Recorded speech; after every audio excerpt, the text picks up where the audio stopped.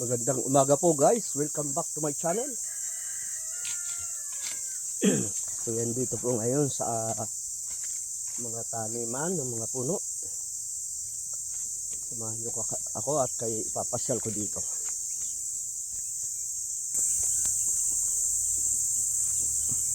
Tinitingnan ko itong mga puno ng mangga. Dahil ito nung nakaraang buwan lang, ito ay pinuti ko na ang mga bunga nito. Ngayon may mga tumutubo uli o may sumusuloy na mga bulaklak o hayang kagaya niyan.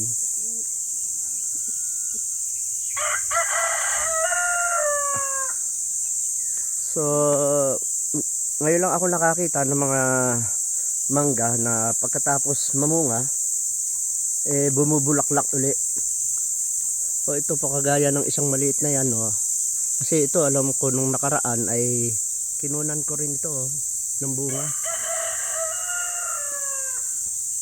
Ayan, may mga bulaklak siya, may mga butong, palatandaan na magbubunga talaga.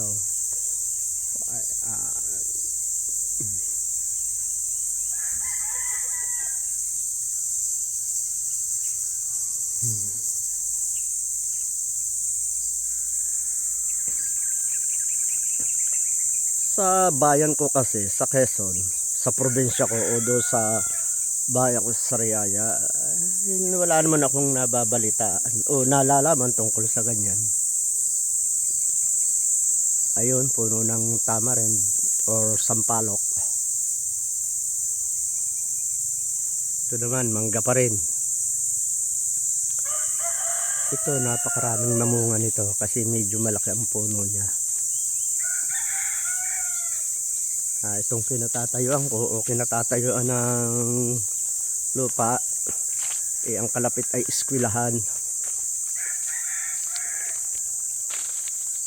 Nga pala guys or mga katambay, bago ko po ipagpatuloy ang aking munting video, ako naman po ay humihingi sa inyo na isang subscription. At kung mabigat man po sa inyo ang isang subscription, kahit isang like lang po. At maraming pong salamat. Yan, paper tree pa rin po yan.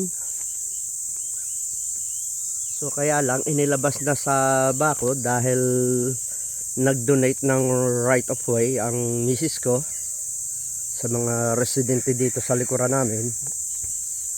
So bali ang paper tree na yan ay hindi nasakop dito sa amin. So ito, wala akong nakikitang bulaklak.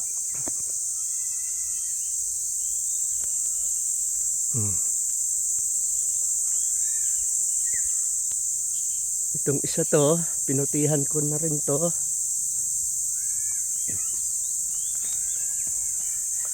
Chinichikong maigi.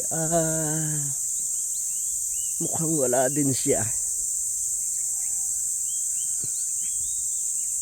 Wala siya, hindi siya mag-ano kasi nagkaroon siya ng murang dahon. Yun, kagaya ng isang yan, yung maliit na yan. Meron din. Kagandahan lang dito. Dito ko nakakita ng ganito mga puno na ang liliit pa. Namumulaklak na agad.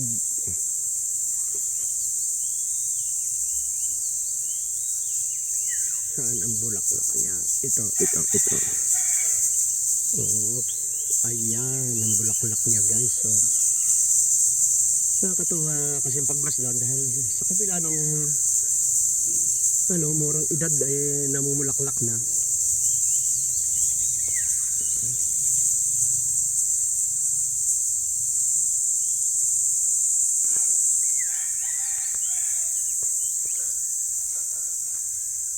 Ito, masyadong napakaliit pa ng katawan. So far, wala pa siyang bulaklak. Ito, meron na rin to. Pero ito, hindi ko ito naputihan ng bunga nung nakaraan. Ngayon lang siya namulaklak.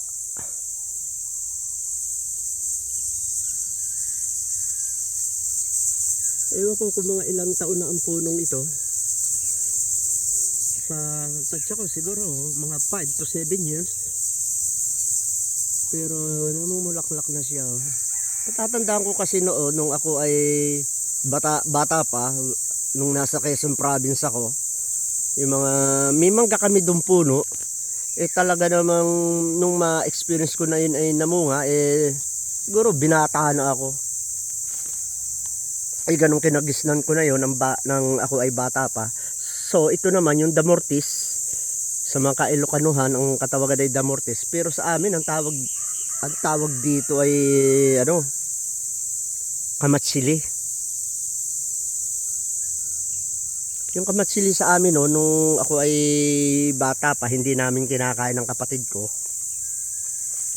Kasi ang bunga ng kamatsili sa amin hindi maganda, mapakla. Pero dito ko nakatikim ng mga bunga ng kamatsili. Ang sarap, okay naman. Ito naman, isa pa rin punong ito. So, ito may ilang puno ng mahogany. Fortunately, nakapasok sa lote ng misis ko.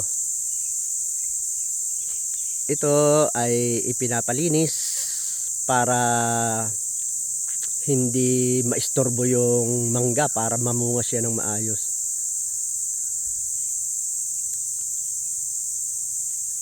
Dapat yata ipaputol talaga to. Oh, meron pa ditong cotton tree or bulak. Sa ngayon kasi talagang dry season dito sa Pangasinan. Ayon kasi sa mga balita, hindi daw naman apektado ang probinsya ng Pangasinan pagdating sa El Nino. Pero tingnan nyo naman ang puno ng paper tree na yan, walang dahon. So hindi pa raw apektado yan, ha.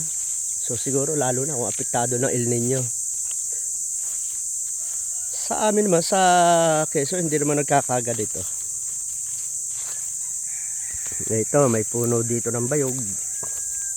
Ito yung tinatawag na kawayan, pero ang tawag dito ay bayog dahil ibang klase ito. May iksi ang mga bukong-bukong niya. Ito, bata ring mangga. So,